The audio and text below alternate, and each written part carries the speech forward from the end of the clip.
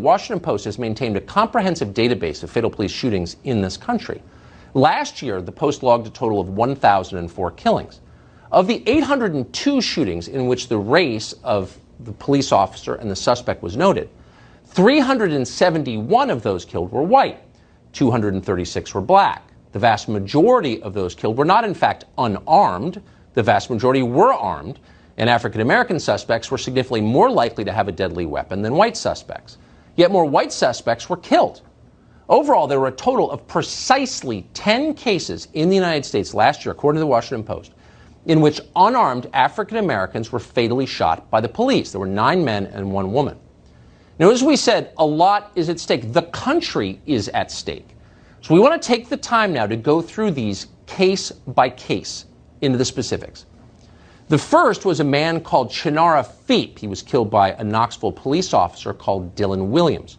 According to Williams, Feep attacked him, choked him, and then used a taser on him, the suspect on the police officer, before the officer shot him. 5 eyewitnesses corroborated the officer's claim, and the officer was not charged. The second case concerns a man called Marcus McVeigh. He was, by any description, a career criminal from San Angelo, Texas. He'd been convicted of aggravated assault, assault on a public servant, and organized criminal activity. At the time he was killed, he was wanted on drug dealing charges. A Texas state trooper pulled him over. McVeigh fled in his car, then he fled on foot into the woods. There he fought with a trooper and was shot and killed. The officer was not charged in that case. Marzua Scott assaulted a shop employee. When a female police officer arrived and ordered the suspect toward her car, he instead charged her and knocked her to the ground. At that point, she shot and killed him. The entire incident was caught on body camera. The officer was not charged. Ryan Twyman was being approached by 2 LA County deputies when he backed into one of them with his vehicle. The deputy was caught in the car door. He and his partner opened fire. The deputies were not charged in that case.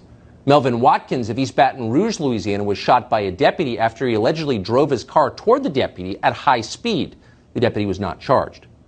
Isaiah Lewis, meanwhile, wasn't just unarmed. He was completely naked. Williams broke into a house and then attacked a police officer. The police tased Williams, but he kept coming at them and attacking. The officer shot him. They were not charged. Atiana Jefferson was shot by a Fort Worth deputy called Aaron Dean. A neighbor had called a non-emergency number after seeing Johnson's door open, thinking something might be wrong. Police arrived. Johnson saw them approach from a window and was holding a gun at the time. According to body camera footage, the officer shot Johnson within seconds. Jefferson, that officer, has been charged with homicide. Christopher Whitfield was shot and killed in a place called Ethel, Louisiana. He had robbed a gas station. Deputy Glenn Sims said his gun discharged accidentally while grappling with Whitfield's. Sims, who is black himself, was not charged in that killing. Kevin Mason was shot by police during a multi-hour standoff. While Mason turned out not to have a gun, Mason claimed to have a gun, claimed to be armed, and vowed to kill police with it. They believed him. Mason had been in a shootout with police years before. And finally, the 10th case concerns Gregory Griffin. He was shot during a car chase. An officer called Giovanni Crespo claimed he saw someone pointing a gun at him. Later, a gun was in fact found inside the vehicle, and yet Officer Crespo was charged anyway with aggravated manslaughter. Those are the facts.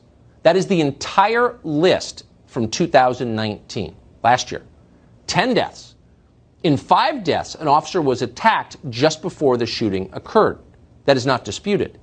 1 allegedly was an accident. That leaves a total of 4 deaths during a pursuit or in a standoff. So out of 4, in 2 of those cases, in fully half, the officer was criminally charged. Is it possible that more of these officers should have been charged? Of course it's possible. Justice is not always served, that's for sure. But either way, this is a very small number in a country of 325 million people. This is not genocide. It's not even close to genocide. It is laughable to suggest it is. In fact, the number of police killings is dropping. In 2015, during Barack Obama's presidency, 38 unarmed black Americans and 32 whites were slain by police. Overall totals have fallen since then, and they have fallen far more dramatically for African American men. Last year was the safest year for unarmed suspects since the Washington Post began tracking police shootings. It was the safest year for both white and black suspects. At the same time, this country remains a dangerous place for police officers. 48 of them were murdered in 2019, according to FBI data. That's more than the number of unarmed suspects killed of all races. One final number for you, because it matters. In 2018, 7,407 African Americans were murdered in the United States.